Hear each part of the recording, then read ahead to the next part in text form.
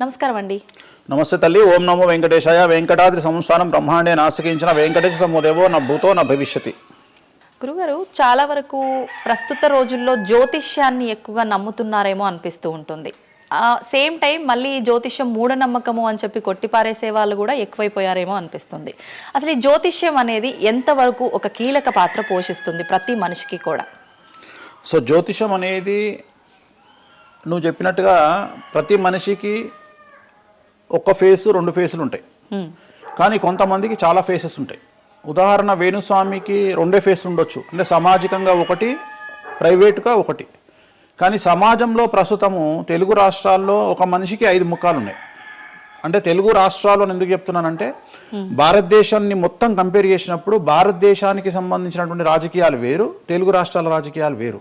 భారతదేశం social media వేరు, తెలుగు రాష్ట్రాల సోషల్ మీడియా వేరు. భారతదేశం న్యూస్ ఛానల్స్ వేరు, తెలుగు రాష్ట్రాల న్యూస్ ఛానల్స్ వేరు. సో ప్రతిదీ తీసుకుంటే తెలుగు రాష్ట్రాలకు సంబంధించి చాలా ప్రత్యేకమైనటువంటి స్టైల్లో మనం ప్రజెంట్ వెళ్తా ఉన్నాము. ప్రత్యేకించి తెలుగు రాష్ట్రాలు ఇంతకుముందు ఒకటే రాష్ట్రానికి పరిమితం అయ్యి ఉండే, అది ఇప్పుడు హైదరాబాద్కు కూడా అంటుకుంది. సో 2 రాష్ట్రాలు ఇంచుమించుగా సేమ్ స్టైల్లో వెళ్తున్నాయి.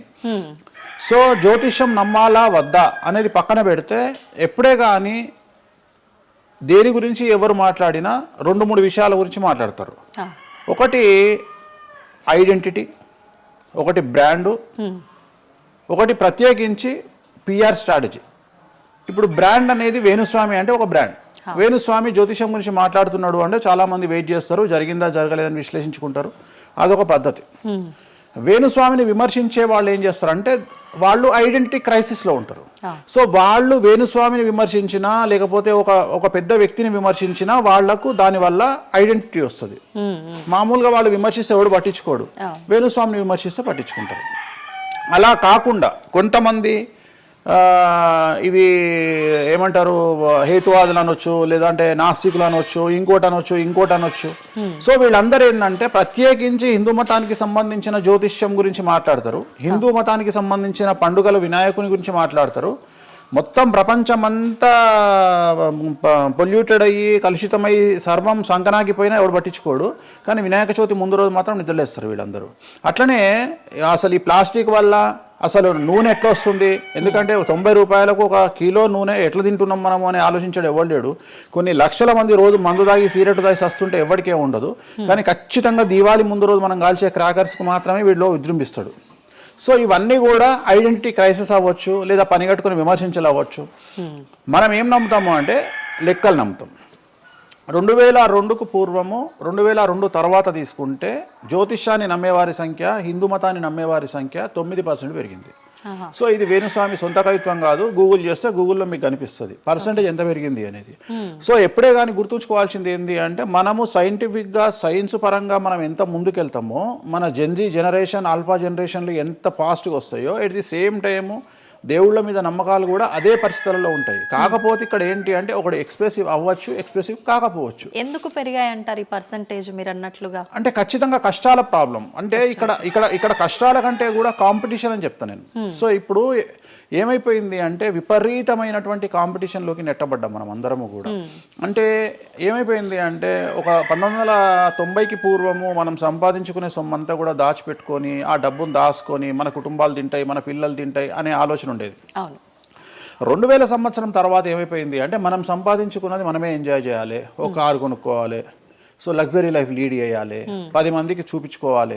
అంటే స్వతహాగా అనుభవించడం కంటే కూడా 10 మందికి చూపించుకోవాలి అనేటువంటి ఒక పనికిమాలిన భావన జనాల్లో చాలా వచ్చింది. ఇది ఎంతవరకు కరెక్ట్ అంటే? తప్పు చెప్తున్నా. ఇప్పుడు ఉదాహరణ ఒక ఇన్ఫ్లుయెన్సర్స్ చూస్తుంటే అసలు యాక్చువల్గా వినాయక చవితి అనేది చవితి రోజు చేసుకోవాలి, కానీ వీళ్ళు ఏం చేస్తున్నారు, వినాయక చవితికి 2 రోజుల ముందరనే వినాయక చవితి చేసుకొని దాన్ని మొత్తం ఎడిట్ చేసి అంతా చేసి వినాయక చవితి నాడు పోస్ట్ చేస్తారు.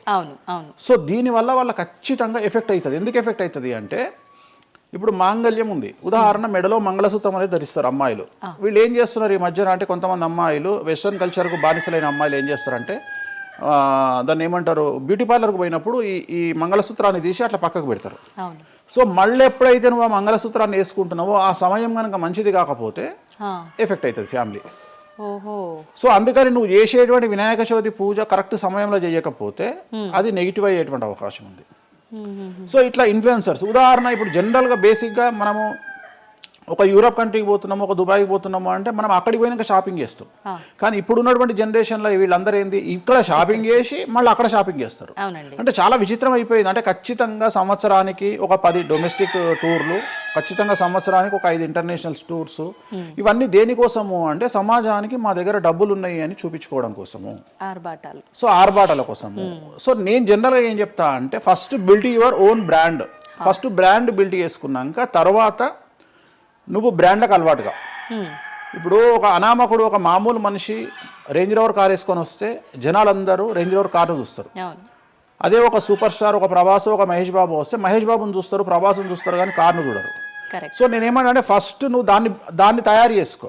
ఇప్పుడు ఉదాహరణ ఒక బాలీవుడ్ హీరోయిన్ ఉంది, ఆ బాలీవుడ్ హీరోయిన్ ఒక ఎల్వి హ్యాండ్ బ్యాగ్ వేసుకుంది, సపోజ్ అది ఫేకే అనుకుందాం, బట్ జనాలు అందరూ అది ఒరిజినల్ అనుకుంటారు. అదే ఒక మామూలు అమ్మాయి నిజంగానే ఎల్వి బ్రాండ్ వేసుకుంది, కానీ అది ఫేక్ అనుకుంటారు. సో అందుకని ఫస్ట్ నీ బ్రాండ్ నువ్వు నిలబెట్టుకున్న తర్వాత అప్పుడు నువ్వు బ్రాండ్స్ జోలికి వెళ్ళు. ఇప్పుడు సో ప్రస్తుతం సమాజంలో ఈ జ్యోతిష్యం గురించి విమర్శించే వాళ్ళ సంఖ్య ఎందుకు ఎక్కువైంది అంటే వాళ్ళకు వ్యక్తిగతమైన అంశాలు చాలా ఉంటాయి. They want subject. అంటే ఏమైపోయింది, ఇప్పుడు ఎగ్జాంపుల్, ఇప్పుడు నేనే ఒక యూట్యూబ్ ఛానల్ పెట్టుకున్నా, నన్ను నేను ఓన్గా జర్నలిస్ట్గా నన్ను నేను గుర్తించుకున్నా, నాకు సబ్జెక్ట్ కావాలి అంటే అట్లీస్ట్ నేను ప్రతిరోజు కనీసం ఒక 10 నుండి 15 వీడియోలు చేయాలి అంటే నాకు ఆ మనిషితో పని లేదు, ఆ వ్యవస్థతో పని లేదు, ఆ సబ్జెక్టుతో పని లేదు. నేను రాకెట్ గురించి నేనే మాట్లాడతా, జ్యోతిష్యం గురించి నేనే మాట్లాడతా, రైతు గురించి నేనే మాట్లాడతా, పిడకల గురించి నేనే మాట్లాడతా. అంటే లాస్ట్కు నాకు కావాల్సింది ఏంది అంటే నాకు వ్యూవర్స్ కావాలి. అట్లీస్ట్ నేను పెట్టే సబ్జెక్టుకు నాకు తెలియకున్నా సరే దాని గురించి కంటి చూపు గురించి నేనే మాట్లాడతా, క్యాన్సర్ గురించి నేనే మాట్లాడతా, ఎయిడ్స్ గురించి నేనే మాట్లాడతా. అంటే కాదేది విమర్శకు అనర్హం.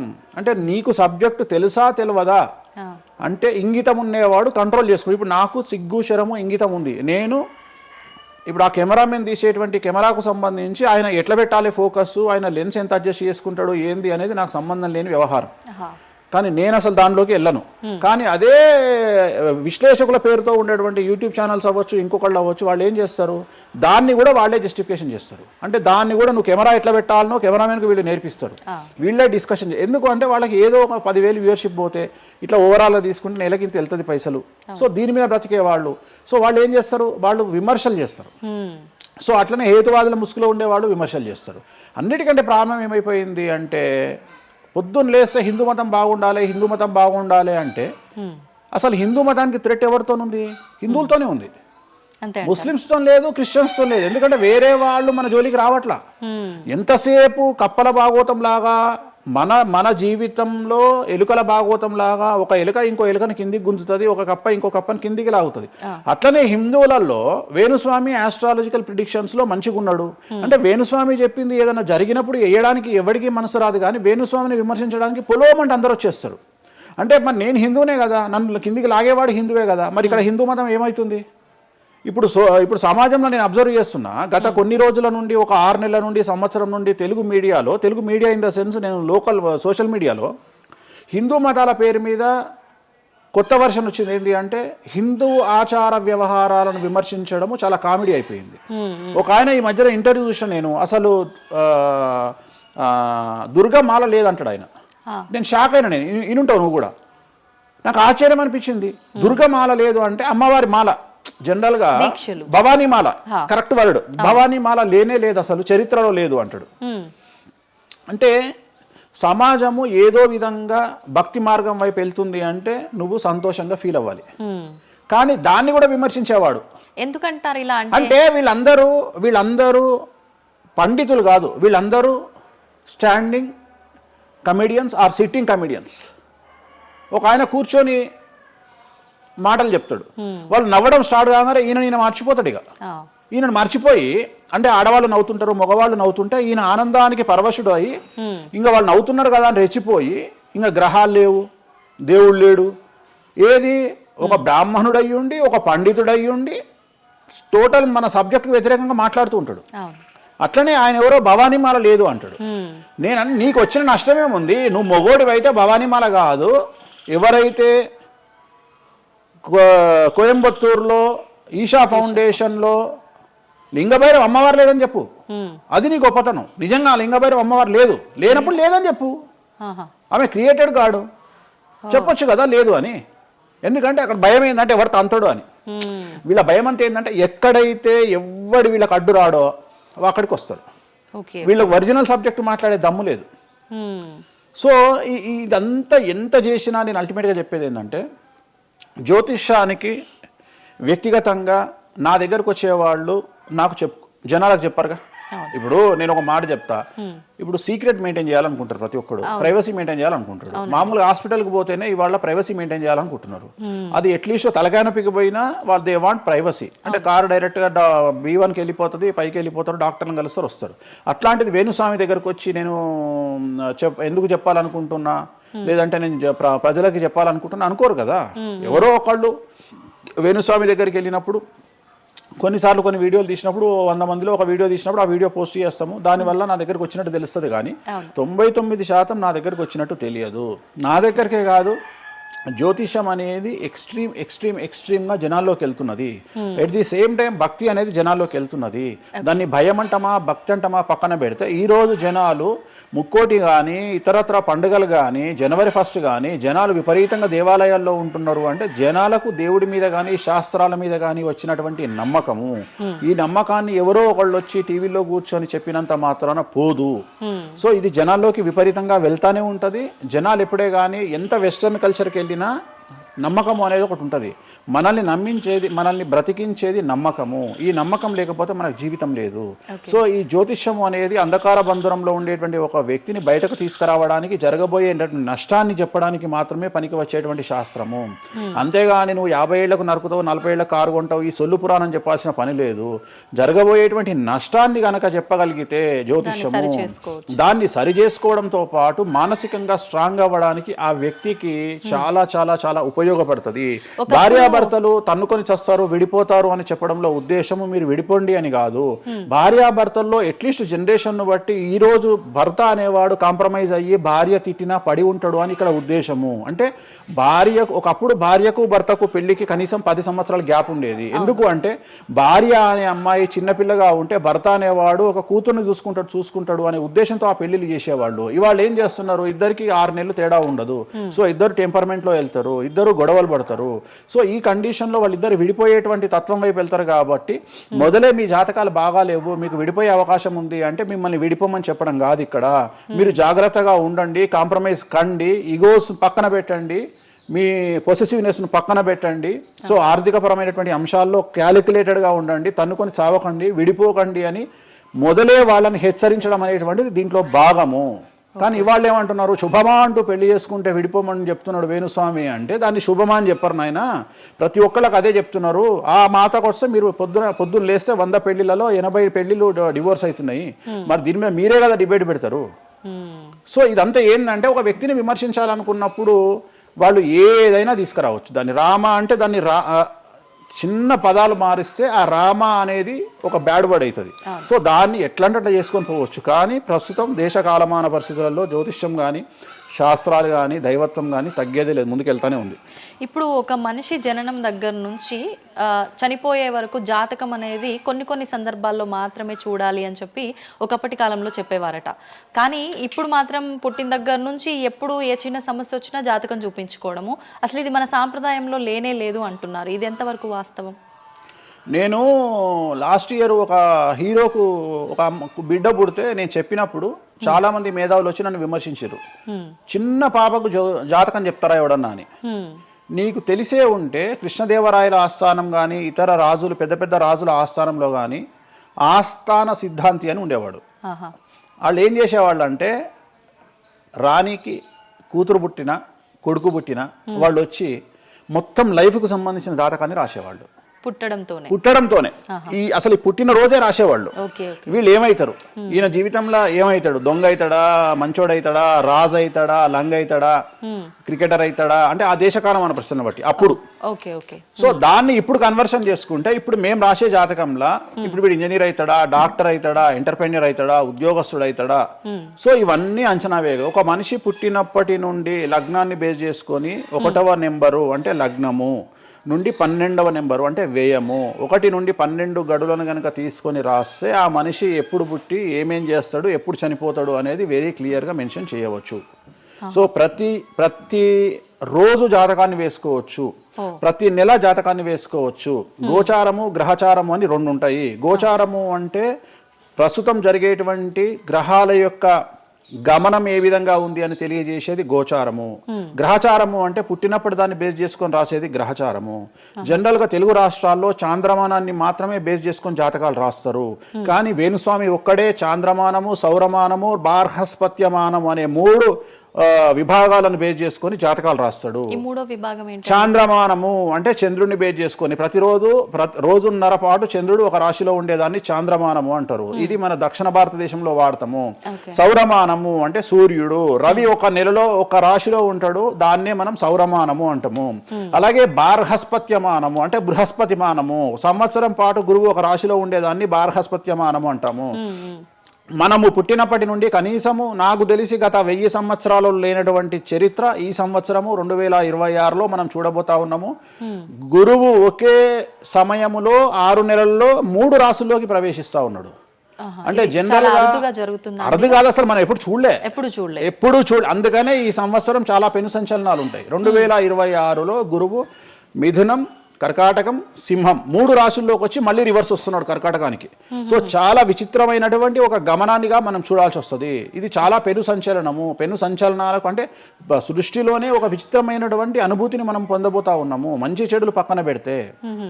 సో ఇలాంటి పరిస్థితి నుండి జాతకాలను విశ్లేషించడము ఇవన్నీ కూడా నడుస్తాయి.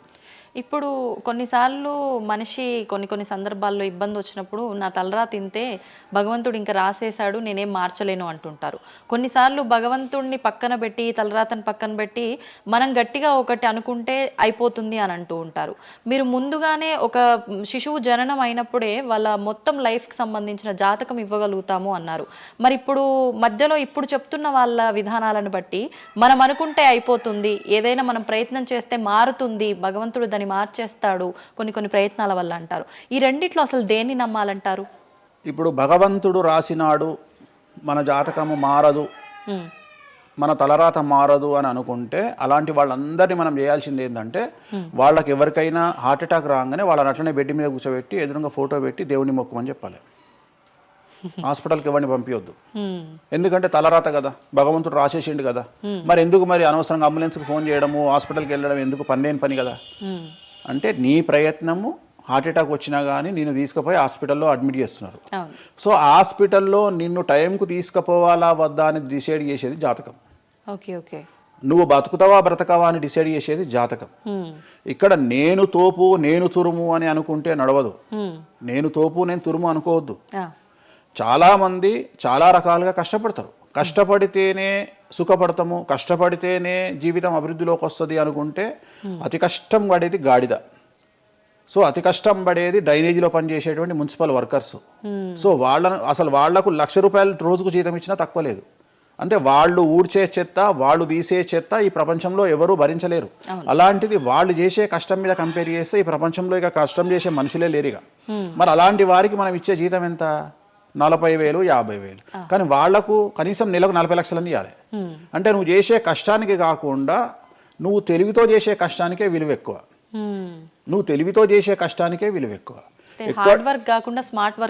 ఎగ్జాక్ట్లీ, స్మార్ట్ వర్క్ నమ్ముకోవాలి. సో రెండవది, నేను కష్టపడితే అసలు రానే రాదు. నువ్వు కష్టపడడం కాదు, నువ్వు తెలివిగా కష్టపడు, కసిగా కష్టపడు. సో అందరికంటే భిన్నంగా ముందుకెళ్ళు. సో దీంట్లో లోకులు నీ మీద రాళ్లు వేస్తారు, దీంట్లో లోకులు నిన్ను సమాజంలో టార్గెట్ చేస్తారు. So there is no development in comfortable zone. నువ్వు కంఫర్టబుల్ జోన్ దాటిన తర్వాతనే నీ జీవితంలో నీ కష్టాలు అనేవి స్టార్ట్ అవుతాయి. ఆ కష్టాలు స్టార్ట్ అయిన తర్వాత అభివృద్ధి అనేది ఏర్పడుతుంది.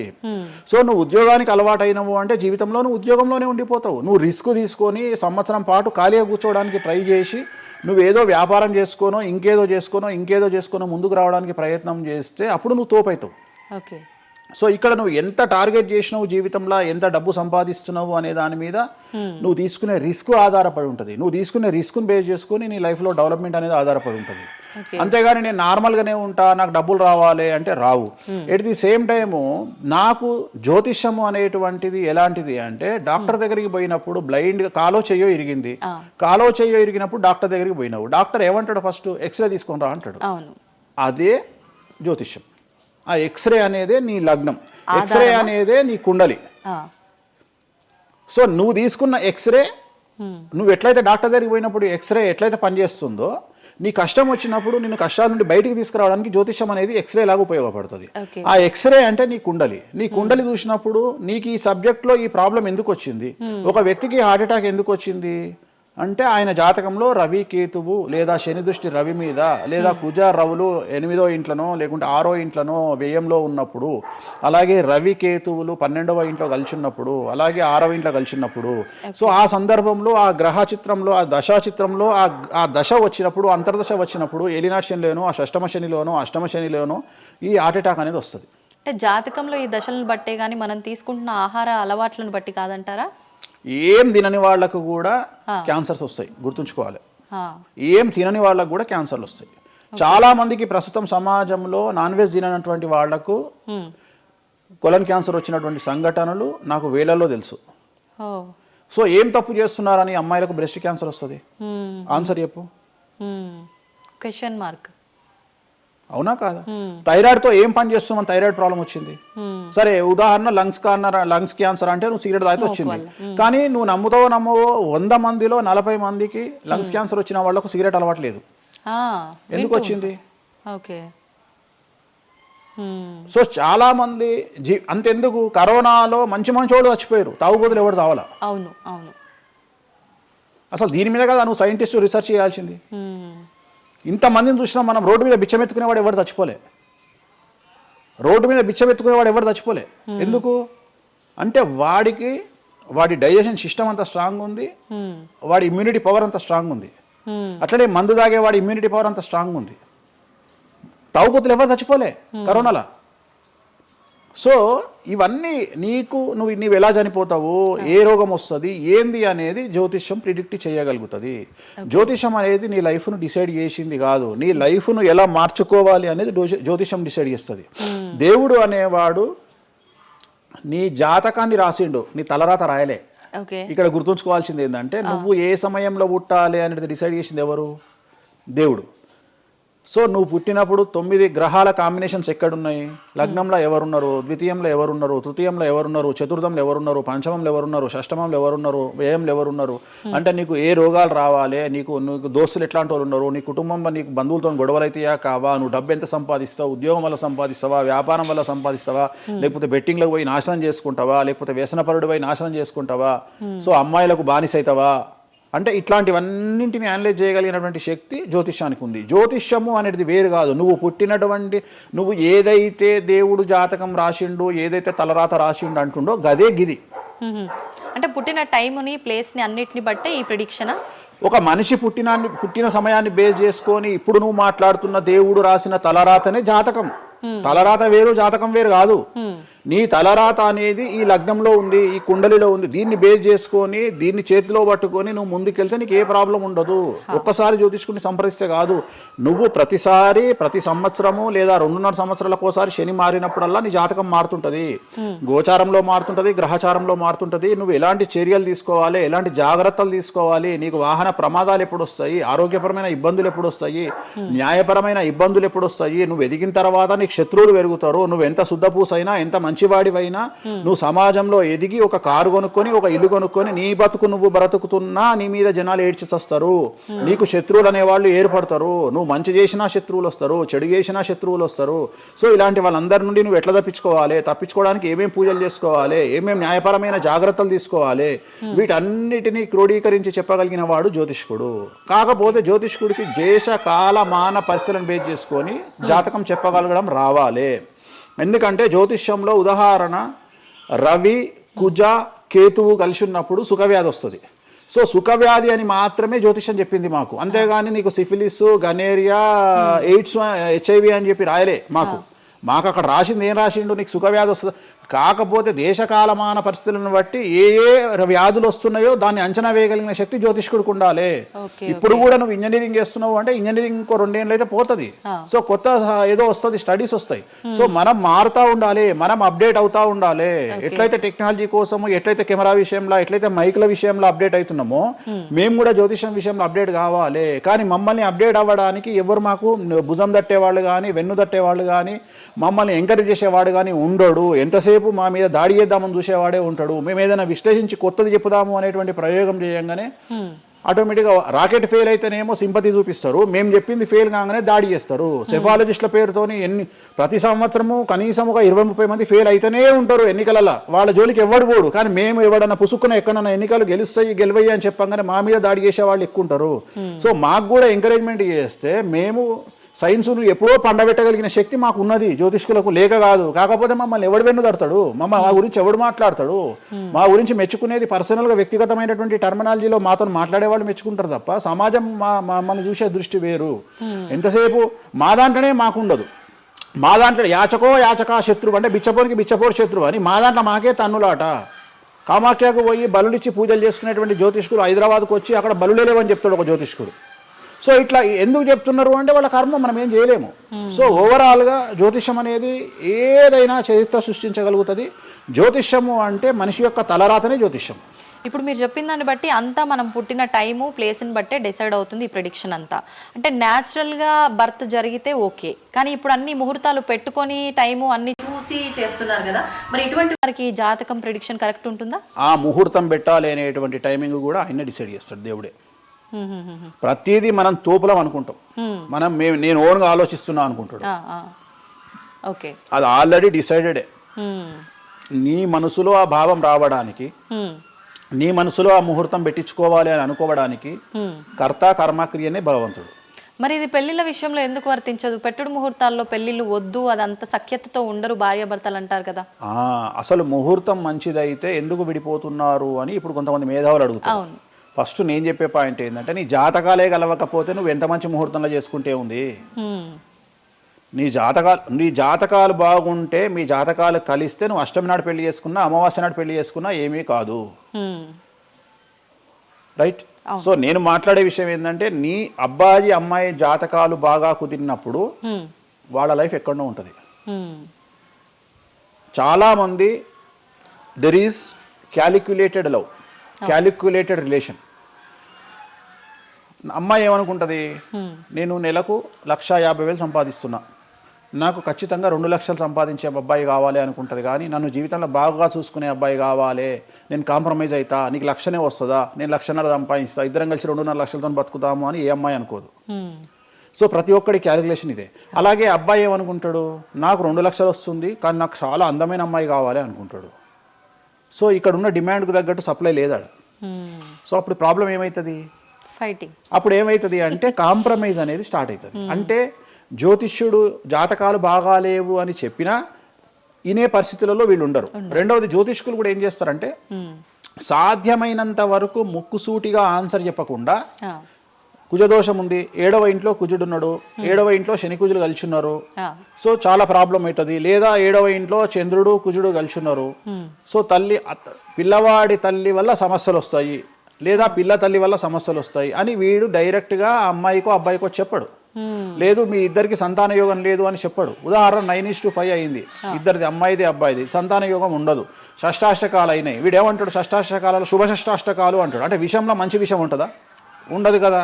శుభ షష్టాష్టకాలు ఎక్కడి నుండి వచ్చినాయి? నువ్వు చెప్పేదే విషం అంటున్నావు, విషం అనుకుంటూ మంచి విషయం అంటున్నావు మళ్ళా. సో మంచి విషయం ఎక్కడ నుండి ఉంటుంది? ఉండదు. విషం వేసుకుంటే చస్తాడు. అట్లనే షష్టాష్టకాలు అంటే ప్రాబ్లం స్టార్ట్ అవుతుంది. అట్లనే 9:5 ఏకనాడి, వర్ణదోషము, యోని దోషము, ఇట్లా చాలా రకాల దోషాలు ఉంటాయి. సో ఈ దోషాలను ఏం చేస్తారంటే, ఈ దోషాలను ఎదుటి వ్యక్తికి నిజాయితీగా చెప్పడం మానేసి సాధ్యమైనంత వరకు వీళ్ళు పెళ్లి చేసుకోవాలి అనే ఇంటెన్షనల్ గా పాజిటివ్ వేలో వెళ్తాడు. రెండవది ఏంటంటే, ఆల్రెడీ వీళ్ళు ఏం చేస్తారు, మేము ఇద్దరం ఫిక్స్ అయినాము, మేము పెళ్లి చేసుకుంటాము అని డిసైడ్ చేసుకొని వస్తారు అక్కడికి. అప్పుడు వాడు ఇవన్నీ చెప్పి వాళ్ళ మనసును విరగొడతాడా? విరగొట్టాడు. జనరల్గా ప్రపంచంలో ఏ అమ్మాయి తండ్రి కానీ ఏ అబ్బాయి తండ్రి కానీ తన బిడ్డనో తన కూతురో తన అల్లుడో నాశనం కావాలి అని కోరుకోరు. కానీ చెప్పగలిగినటువంటి పరిస్థితుల్లో ఎవరు ఉండాలి? జ్యోతిష్కుడు ఉండాలి. సో అది నేను చేస్తున్న ప్రస్తుతం కలియుగంలో. వేరే వాళ్ళు ఎవరు చేయట్లేదు ఆ విధంగా. ఎందుకంటే రేపొద్దున కలిసి ఉండకపోతే 2 కుటుంబాలు బాధపడతాయి, సమాజంలో చెడ్డ పేరు వస్తుంది, వీళ్ళ లైఫ్ స్పాయిల్ అయిపోతుంది. సో అందుకని నేను చాలా జాగ్రత్తగా మొదలే డిసైడ్ చేసి నీకు ఈ ప్రాబ్లం ఉందిరా బాబు, నువ్వు జాతకాలు నీకు కలవలేదు, వివాహం చేసుకోకు అని చెప్తా. వీళ్ళ జాతకాలు బాగా లేకున్నా తీసుకుపోయి మంచి ముహూర్తం చూసుకొని పెళ్లి చేసుకుంటే ఆ ముహూర్తం వీళ్లను సఫలీకృతులను చెయ్యదు. నీ జాతకం బాగుండాలి. అట్లనే నువ్వు ఏ టైంలో పుట్టాలనో డిసైడ్ చేసుకున్నా అని నువ్వు అనుకొని సిజేరియన్ పెట్టుకుంటావు, కానీ ఆ టైంలో నువ్వు నక్షత్రమే చూస్తావేమో కానీ 6వ ఇంట్లో ఉండే గ్రహాలు 12వ ఇంట్లో గ్రహాలు డిసైడ్ చేయగలిగింది భగవంతుడు. ఆ టైంలో ఒకవేళ వ్యయస్థానంలో గ్రహాలున్నా 6వ స్థానంలో గ్రహాలున్నా జాతకం అంతా కింద మీద అవుతుంది. ఒకవేళ కుజుడు ఉండే స్థానాన్ని బట్టి, చంద్రుడు బుధుడు ఉండే స్థానాన్ని బట్టి జాతకాలు కరెక్ట్గా డిసైడ్ చేయకపోతే ఆటిజంతో మగపిల్లలు పుడతారు.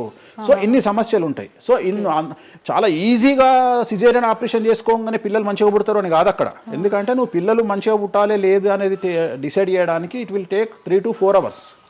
కానీ 3 to 4 minutes లో జ్యోతిష్కుడు డిసైడ్ చేస్తుంది. అది తప్పు. ఓకే, ధన్యవాదాలండి, చాలా చక్కగా వివరించారు. ఓం నమో వెంకటేశాయ.